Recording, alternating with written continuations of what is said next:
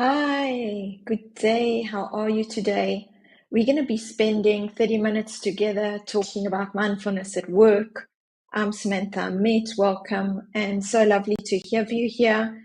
I'm doing regular lives, so as you're coming in or if you're listening to the replay, do look out for other live events that I have all around mindfulness and how you can show up to be a better leader by integrating mindfulness at work and also into your life.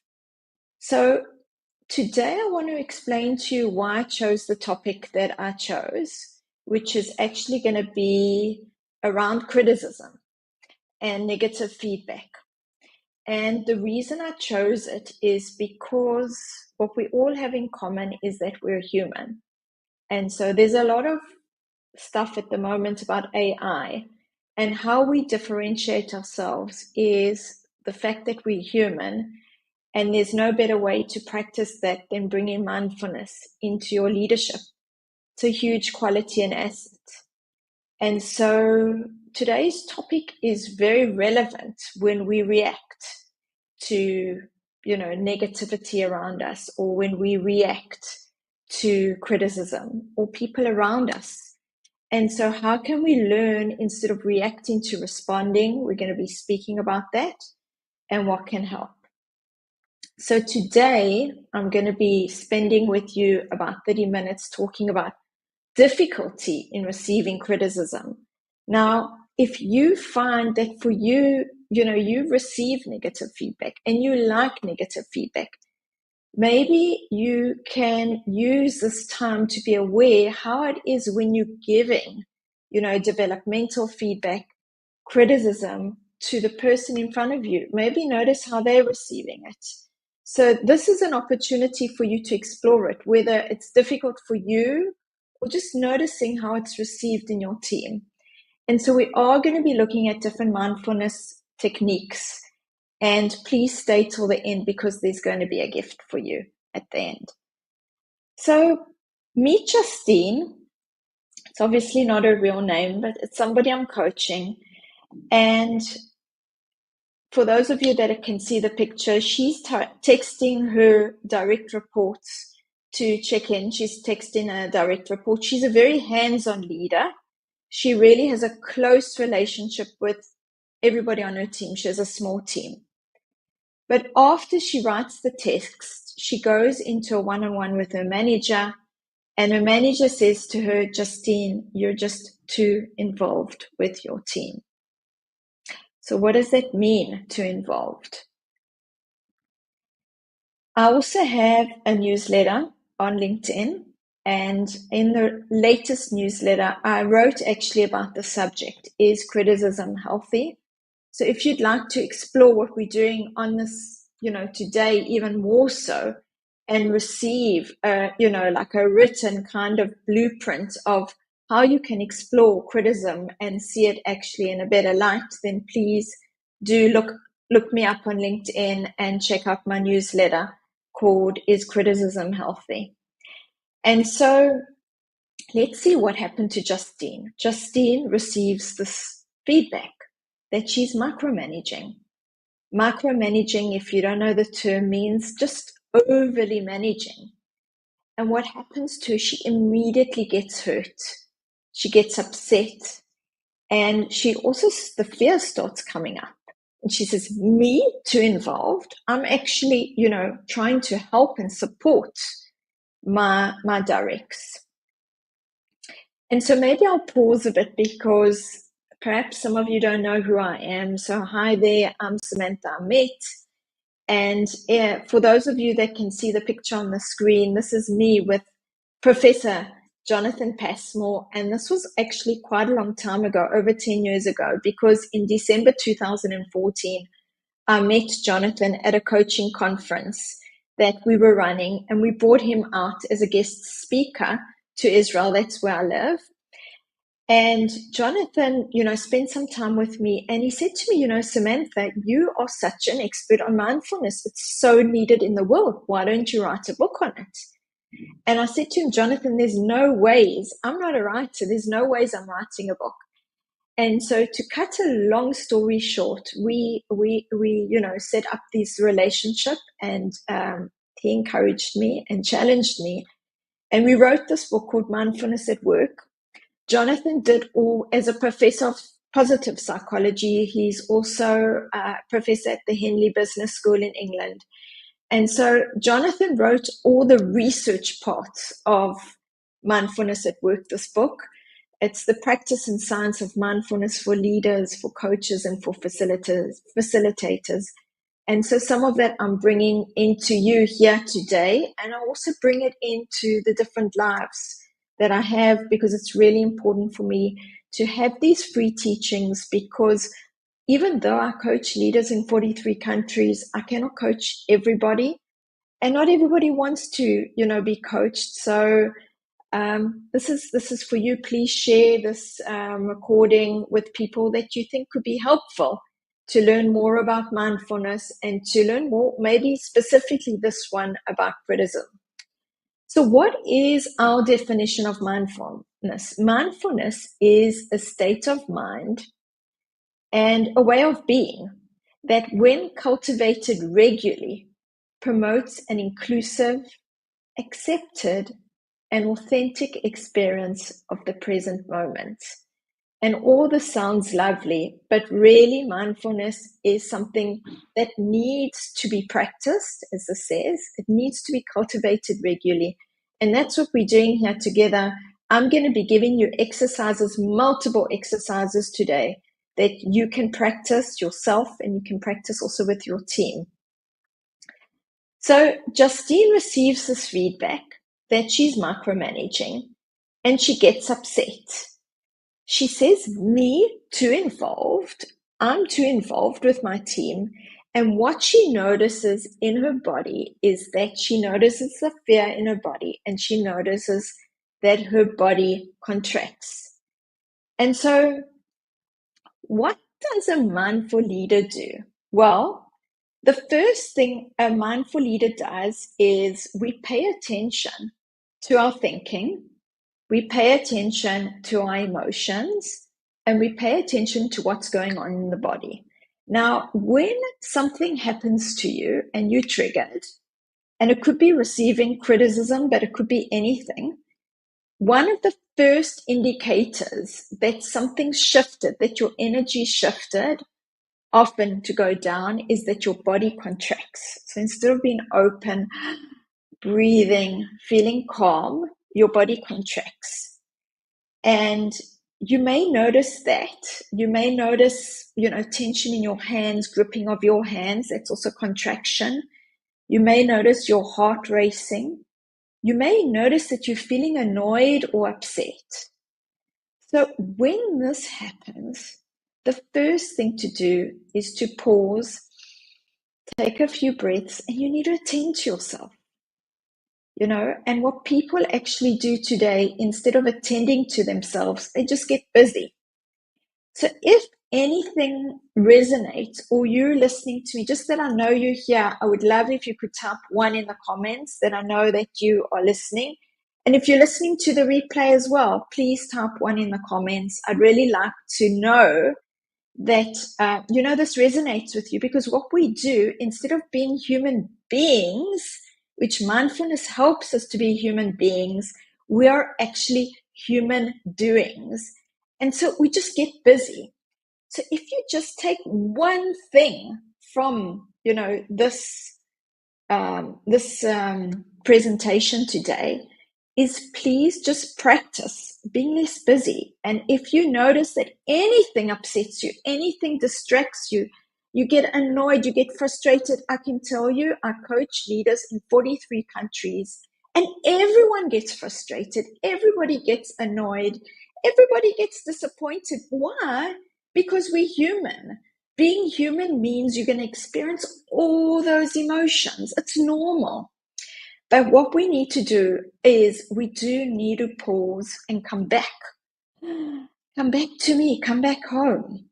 Okay? Thank you so much for those of you that are typing 1 in the comments. You cannot believe how happy you're making me feel, because I am doing this for you.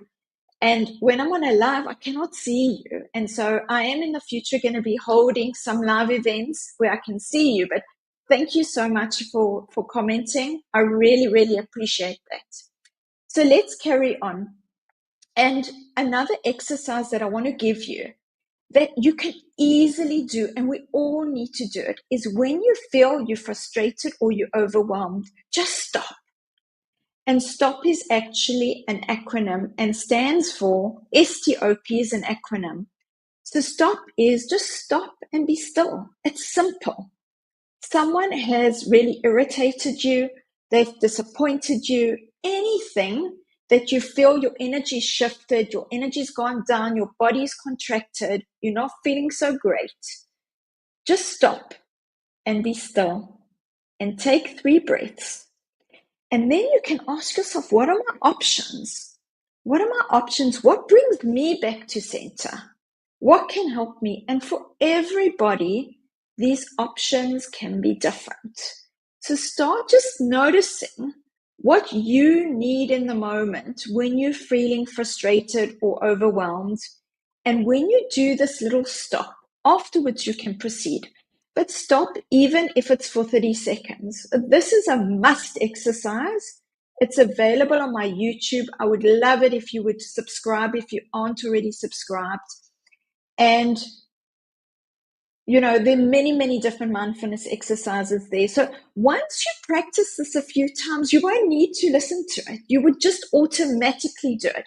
And that's what I really want for you. I want you to have these go-to automatic ways of being that can help you bring yourself back to center, be more resilient, because we all need this today. And so let's understand the science behind it. So the science behind it is that our brains are quite reptilian.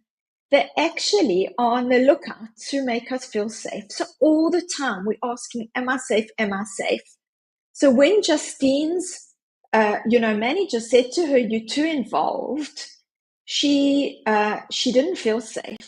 She felt she actually felt quite defensive. And so what we need to do is we need to combat the brain's automatic response to keep us safe, because we aren't anymore in the wilderness, and we are very, very capable human beings, and we can do so much. So the first thing we want to do is let's stop, and we want to explore and say, where's the truth inside this criticism? So is there any truth? And so that's very helpful to do, is to first of all start asking questions.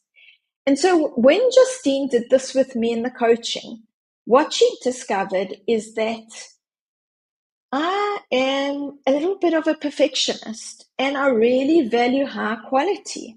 So I need to make sure that everything is done well. And so if I want to make sure that everything is done well, what I do is maybe I micromanage a bit. Maybe I come in and I check a little bit too much. And also another thing that I'm really worried about is that if I'm not involved, I'll lose value and control as a leader.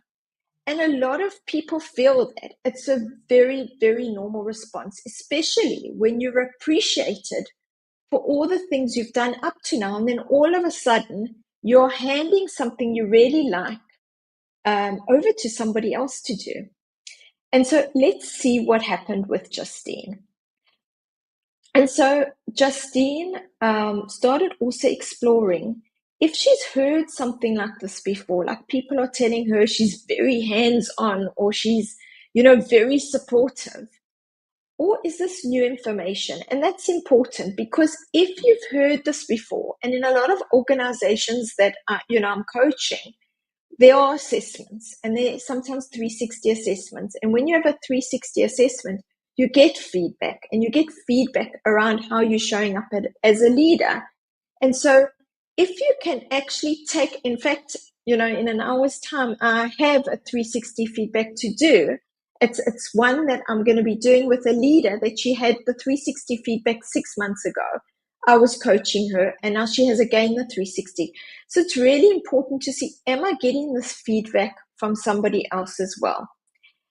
And what Justine actually realized is that her team members do sometimes hint to her that she is micromanaging a bit. And so what a mindful leader asks is this coming from somebody that really cares about me? Does my manager have good intentions? Or is this person maybe upset and triggered, and then this person is just striking out at me? So it's helpful when you do that, stop and pause to ask, does the individual want to help me to grow? Or is this constructive criticism? Or has this person got a personality issue with me? And some people do have personality issues with me.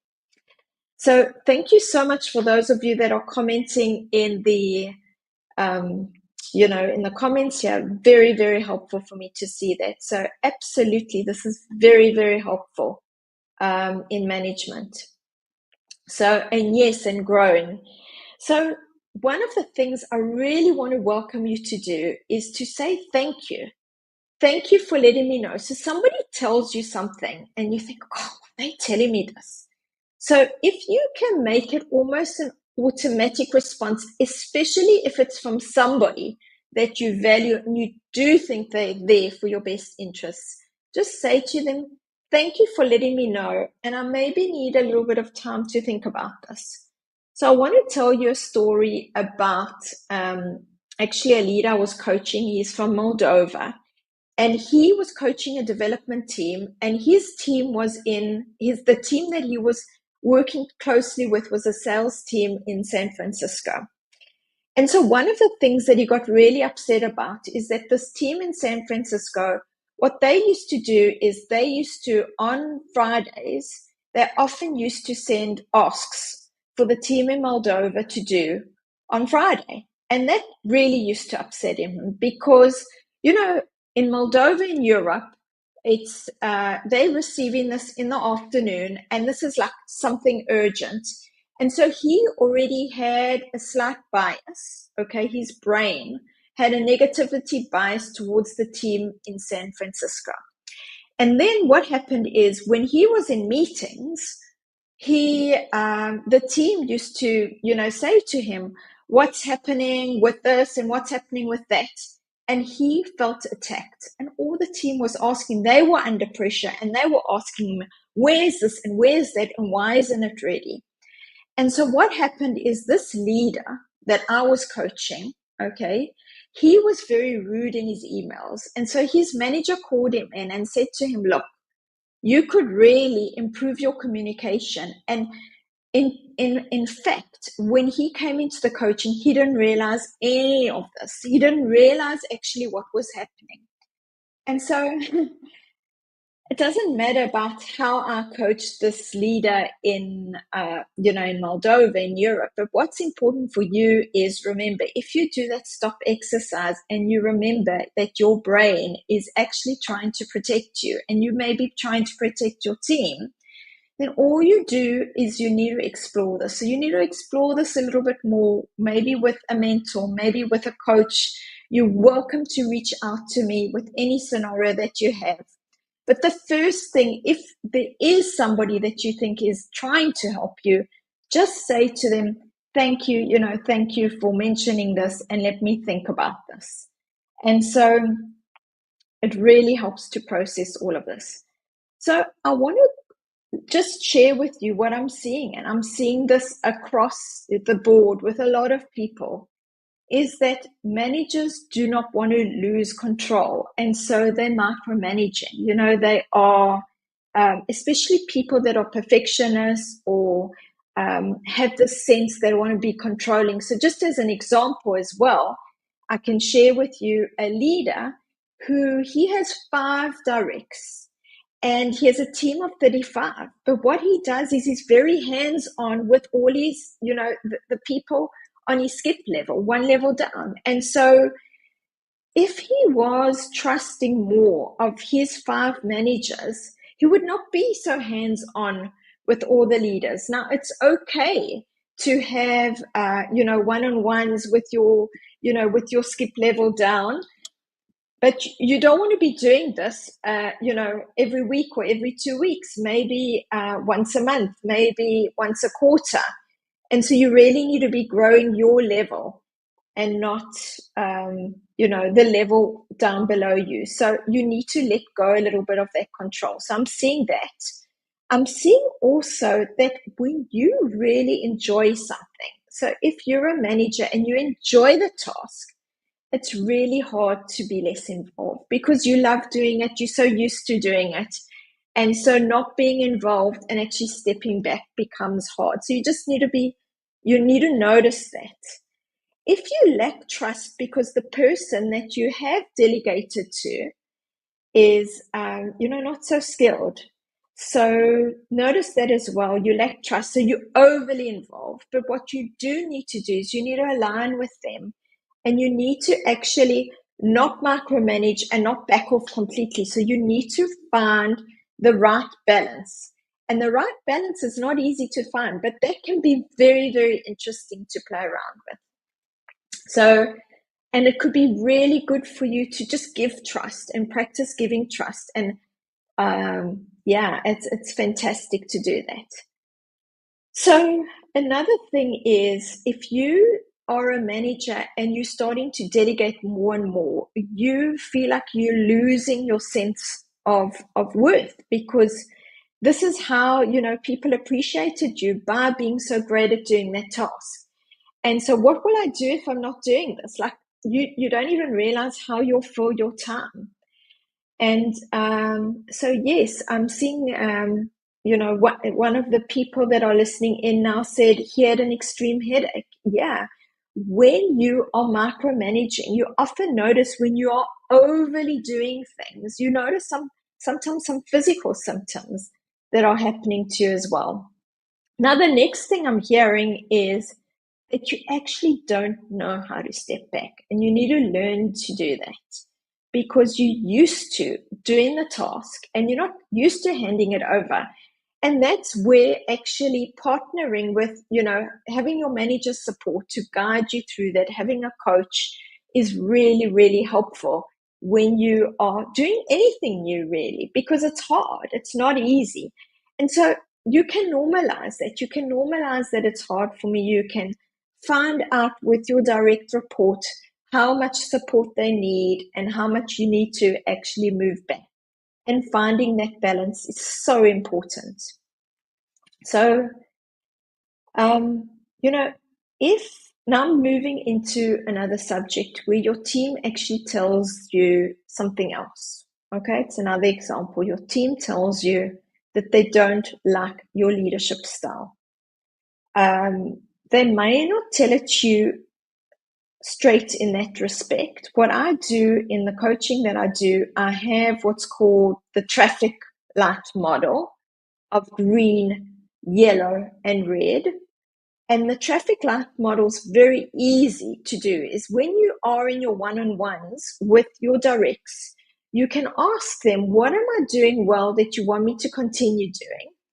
What is it? The yellow is, what is it that you see me doing that you'd like me to do less of?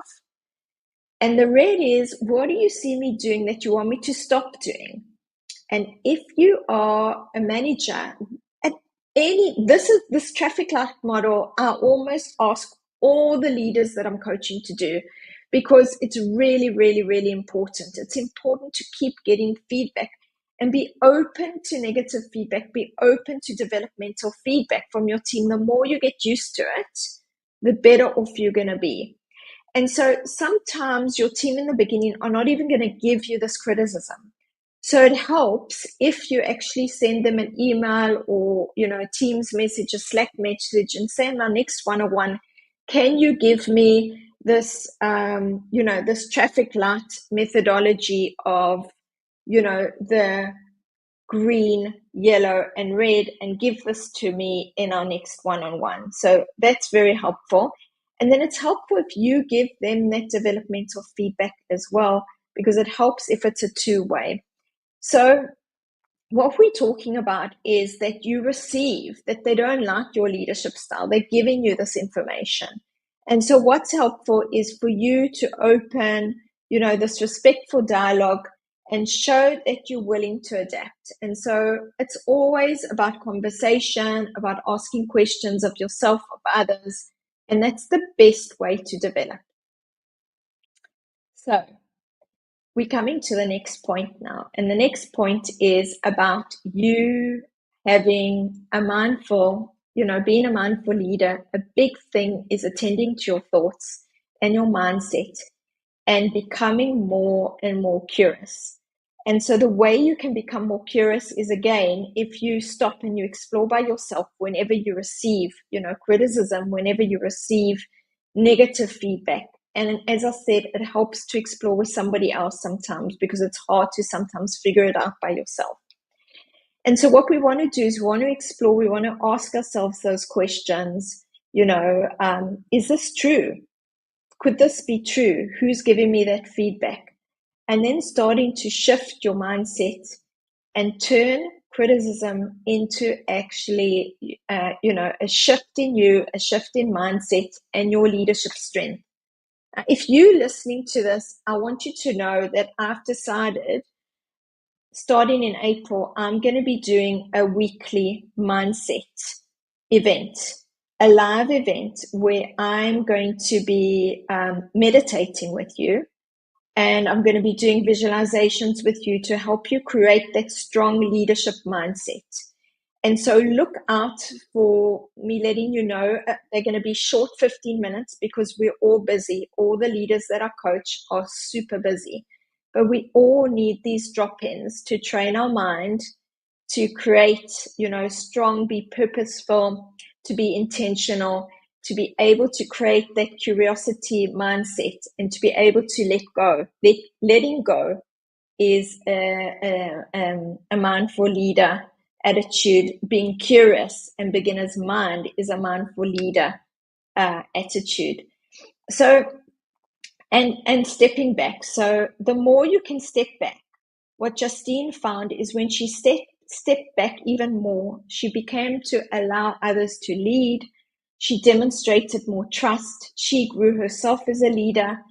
You can get updated. There's something called the RACI model, that RACI, that a lot of the people that I'm coaching, I encourage them to use. It's very helpful. And when you start stepping back and you micromanage less, you actually have time for future thinking, time for strategic thinking. And that's what I want to help everybody do, to have this ability to be a strategic leader. And so for that, you need time. You do need to step back and let others do the tasks. And so the question is, can you give up control? So let's just start to summarize a bit.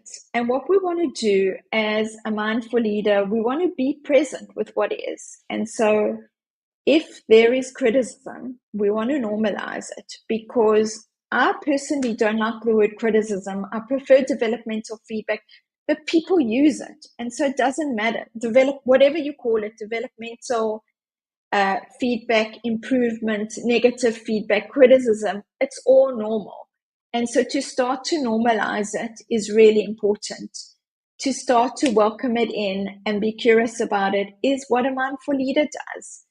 And a mindful leader sees any experience of what's coming in the present moment as an opportunity for growth.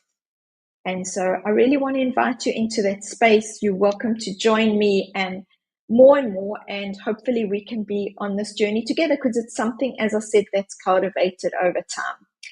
And so thank you so much for showing up today. Here's my gift to you. I have a free leadership course that you could do. It's available on my website. My website is askyourcoach.com. I will drop, into the show notes here, I will just drop a link of this free leadership course. It's a 5-week email course. You can find it on my LinkedIn profile. You can find it on my website. And if you go into my LinkedIn profile, at the bottom, when you type in Samantha Amit, and please do follow me, you'll see that there is a little icon of a gift, and it says free leadership course. And when you sign up for this, you're going to get a free 5-week Mindful Leadership course, where once a week you'll receive a reflection template and it will guide you through how to be a more impactful, mindful leader. And so I really want to thank you for showing up today. It's been wonderful being here together. And please do connect with me. I'm available on all the social media. We can explore more how you can be a more mindful leader, how you can be in the moment, be present, be more strategic, be calm, be resilient. And so wishing you a beautiful day. And thank you so much for your comments. Thank you for showing up. Thank you for caring about yourself, about your team. And I hope to meet you online or even in person sometime soon. Bye for now, Samantha, Amit.